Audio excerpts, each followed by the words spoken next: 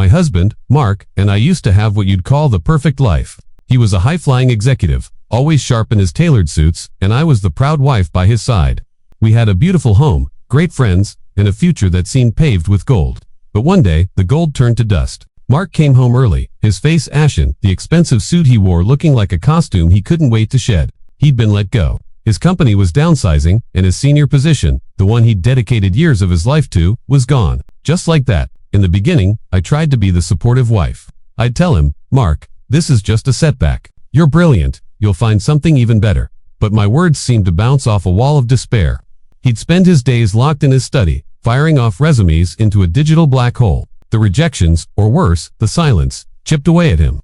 He became a ghost in our home, haunted by a sense of failure. The man I married, the confident, charismatic leader, was replaced by a stranger filled with anger and anxiety. Our conversations turned into arguments. He'd snap at me for the smallest things, accusing me of not understanding the pressure he was under.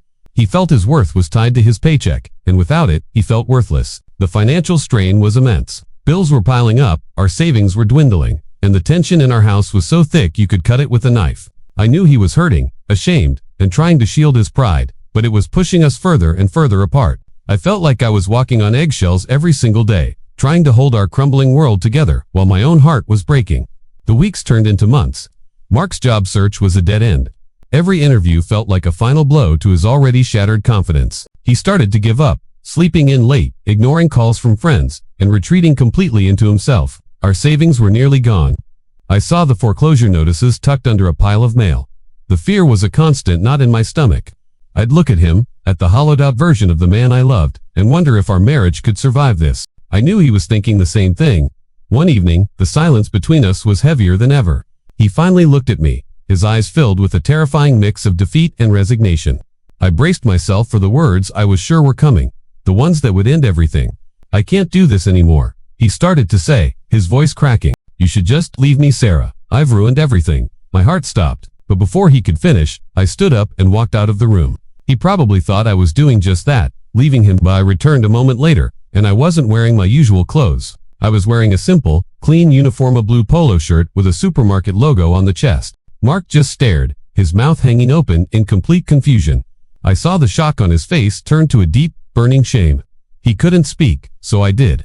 I told him that while he was searching for a new executive role, I had quietly taken a part-time job at the local grocery store. I'd been stocking shelves, working the checkout, doing whatever I could to keep us afloat. I showed him the pay stubs, the small but steady income that had been paying our bills for the past month. I explained how I worked the late shifts so he wouldn't notice, how I'd come home exhausted but relieved that we had made it through another week. I wasn't telling him this to make him feel guilty. I was telling him because we were a team. He looked down at his hands, then back at me, tears welling up in his eyes. He wasn't just ashamed, he was humbled. He saw that while he was drowning in his own pride and failure, I had been building a lifeboat for both of us. He finally understood that he hadn't been fighting this battle alone. I walked over to him and reached into my pocket. I pulled out a small wad of cash I had been saving. I was saving this, I said, my voice soft, to get your best suit dry cleaned for your next big interview. I looked from the money to his eyes. But Mark, this suit, I said, gesturing to the closet where his expensive work clothes hung like relics of a past life. It doesn't define your worth. It never did. Then I pointed to my simple uniform. This, this represents our worth. The worth of our family, of us, fighting together. A single tear rolled down his cheek. He finally saw it. He saw that marriage wasn't about perfect lives or impressive job titles. It was about showing up for each other when life gets messy. It was about trading a suit for a uniform, if that's what it took to keep your family from sinking. That night, something shifted. Mark hugged me, a real hug, the kind he hadn't given me in months. He didn't find a high-powered job the next day. Instead, he got a job at a local hardware store. It wasn't glamorous, but he came home tired and proud. We were a team again, working side by side, rebuilding our lives from the ground up. It was harder, but our life was richer than it had ever been because we learned that true wealth isn't what's in your bank account, but the love you have standing beside you. Thank you for watching. If this story touched you, please like and subscribe for more.